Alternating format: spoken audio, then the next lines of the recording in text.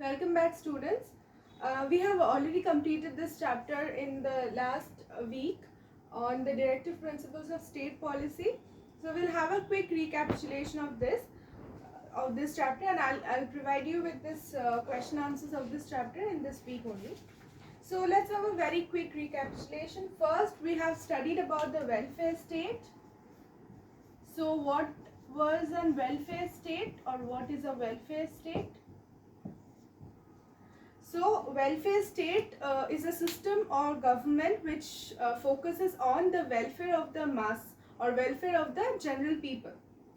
Okay, so it is responsible to provide various free services like the medical care, care for old, care for the unemployed, then educational services to the needy. So all of this are under the principles of of the government, which focuses on establishing a welfare state. So it gives equal opportunities for all, fair distribution of wealth, removal of poverty, hunger, unemployment, equal access to basic amenities, and equal treatment and rights to all irrespective of caste, creed, religion, gender, etc. So these are the basic principles. If you can remember the syllabus of midterm, where we have studied about the Constitution of India, there we have these the various principles which are mentioned in the Constitution of India, like mostly the preamble, like justice, equality, fraternity. These are all mentioned in the preamble of the Constitution of India. So see, there is a similarity between that and whatever we are studying here. These are the principles which a welfare state must follow in order to establish like uh, good, in a common good, or in order to establish a society where equality will prevail. Okay, so all of this principles are being followed by our government tries to follow all of these principles in order to establish a welfare state which focuses on common good or good of all. Okay, so now directive principles of state policy or the DPSP. Okay, in your answer you cannot write it is also called in short DPSP. This line is not correct. The statement isn't correct. Okay, DPSP I am writing in order to like make you understand right now, or you can just call DPSP just like to remember, but not in your exam. You have to write the whole thing, directive principles of state policy, DPSP. The short forms are not allowed. Okay, so what is the directive principles of state policy? These are the guidelines or the instructions which the government must follow in order to establish this welfare state, or in order to attain a proper governance, and in order to frame policies which will focus on the welfare of the common people. So these are the directive principles of state policy. Unlike the fundamental rights, these are non-justiciable. You cannot go to the court, or you cannot go to any court of law in order to if you see that the fundamental in case our fundamental laws are the fundamental rights which are being given to the citizen of India, if they are denied to us, we can move to the court of law, right? But if we find that the directive principles of state policy somehow is not being followed or is being violated, then you cannot move to the court of law in order to justify it. Okay, so these directive principles of state policy are mentioned in part 4 of the Constitution of India and articles 36 to 51. Articles 36 to 51, part 4 of the Constitution. You need to remember these. Okay, so there are 3 types of principles in this directive principles of state policy. These are divided into the 3 types, which are: first, principles promoting economic equality, then Gandhian principles, and general principles. These are the 3 directive principles of state policy can be broadly divided into these 3 categories. Okay, so first we'll be discussing about the principles promoting economic equality. So fair distribution of wealth, then adequate means of livelihood, then equal pay for equal work for both men and women, then make effective provisions for securing the right to work, like increasing employment opportunities, then provide assistance in case of unemployment. Uh, uh, there are various pension systems, or there are various scholarship systems, and there are various these type of schemes which provide assistance to the people, to the youth, in case of unemployment or old age. If you are working in railways, or if you are working in certain offices, you get pension after you retire. So these are the old age. These are the ways that the government support the population who have attained the age of retirement, or who are in old age. Then certain provisions are there for the youth. For the youth, certain schemes are there. Certain scholarship systems are there in which they can work side by side. They can study. They can continue their studies also. So these are the basic few principles which the government follows in order to have a smooth governance, as well as to establish a welfare state. Okay, so then promote the educational and economic interests of the weaker sections, and raise the level of nutrition, standard of living of the people, and improve public health. So the weaker sections have been provided with various scholarship systems, various reservation systems, in order to include them in the mainstream. Okay, so then we'll be studying about the Gandhian principles. The contribution of Mahatma Gandhi uh, uh, in our country, as well as in the constitution, is like cannot be described in words, because he was one of the prominent figures who had been uh, very like important in the freedom struggle, as well as the governance, as well as the ideals on the basis of which our country is being governed. Okay, so Gandhian principle, the principle of non-violence, the principle of like Gandhian philosophy, like Swaraj, then Sarvodaya, and Swabhalamban.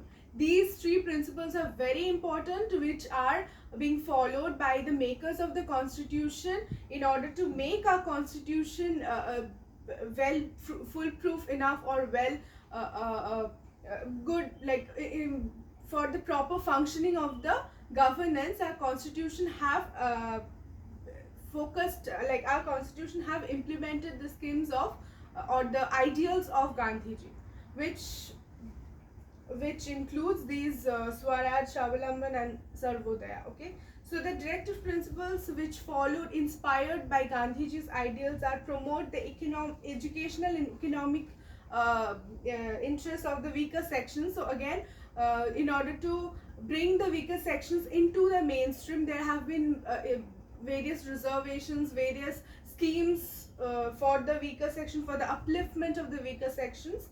Then organize panchayat system and extend powers and authority to its members in order to ensure the proper functioning of the local self-government. So these principles in promotion of cottage industry, so these were the principles which focus on being self-reliant, which is based on Gandhiji's ideas. Okay, so the general principles, like the secure, uniform, liberal code of law for all the citizens, like equality, then separate judiciary and executive, provide free and compulsory education, then protect monuments and places of artistic importance or historical importance, then preserve the wildlife. So these are all basically, if you go through these principles, you can see these are all for the good of the people, the common good, or the good of the people. These principles are focused on by the makers of the constitution in order to establish a welfare state, and these principles are being followed by the government in order while they make the laws for the betterment of the people. So the differences between the fundamental rights and the directive principles of state policy. The fundamental rights are justiciable. These are you can move to the court of law if your fundamental rights are being denied while or violated. While you cannot move to the court of law if you think that the directive principles not being followed, and then the directive principles of state policy are non-justiciable, then these are individualistic in nature, like the fundamental rights, because I have my own fundamental rights. I have my own, you have your own. So everybody has same fundamental rights, but it is individualistic. Like each and every person has their own fundamental rights. While the directive principles of state policy are for the whole community, are for the mass. Okay, it is for the betterment of the mass.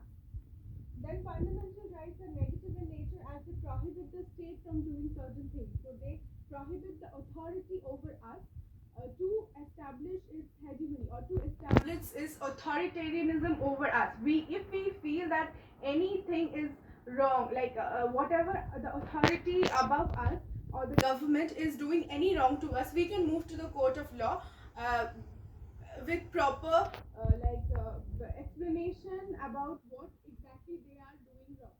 But for directive principles of state policy are affirmative in nature as they ask the state to do certain things for the betterment of the people, for the welfare of the masses.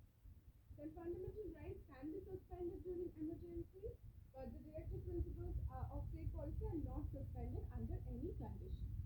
So implementation of directive principles of state policy, the various schemes through which our government has tried to implement these directive principles of state policy are right to education, which has made it compulsory for providing free and fair free education to people, to the children up to the years of 14 years of age, and that's why we can see that there are various schools which have been established. The schools which provide education to the people, to the children up to 14 years of age, free of cost.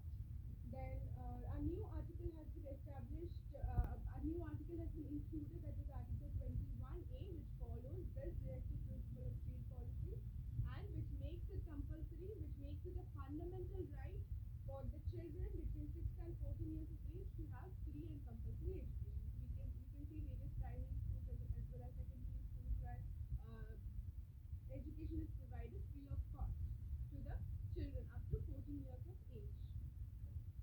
So then, which comes under the Sarva Shiksha Abhiyan. These type of schemes have been implemented for the betterment of the people or for the betterment of the entire nation.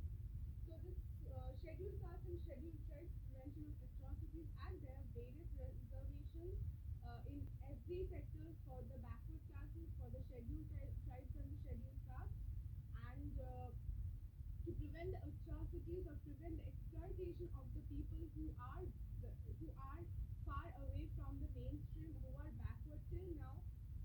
Various scholarship systems have been provided to them in order to allow them to include themselves in the mainstream, as well as to prevent any kind of atrocities or exploitation against them. Equal Remuneration Act, so equal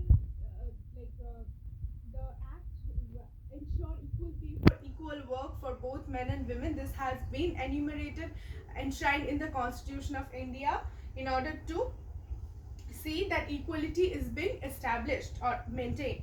Then 73rd and 74th Constitutional Amendments Acts, which have made it mandatory for the state governments to set up local self-governing bodies. This is the one which focuses on Gandhian principle of ensuring the establishment of local self-governments.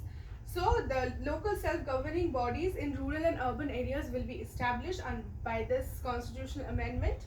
And then Project Tiger, which safeguards or which protects the extinct the tigers which or the wildlife from becoming extinct. So these are the various directive principles of state policy, and the significance is that it tries, or the government tries, to implement all the directive principles of state policy in order to alleviate poverty or alleviate unemployment and illiteracy and whatever problems India is facing, like the poor health conditions and the poverty, illiteracy, unemployment, poor healthcare conditions, and unavailability of proper food and sanitation facilities. So they are trying to implement all these directive principles, as well as they are trying to make certain laws on the basis of this directive principles of state policy in order to attain common good, and in order to attain the betterment of the masses and establish the welfare state. So hence we come to the end of this chapter, and the revision is also done. So for so we have already discussed about the exercise, and whatever problems you're having, I will be solving. I have solved that, and I hope you all have understood whatever we have discussed till now. And we'll be starting with a new chapter next day. So I hope it is clear now, whatever doubts you had. So we'll be meeting on the next class. That's all. Thank you.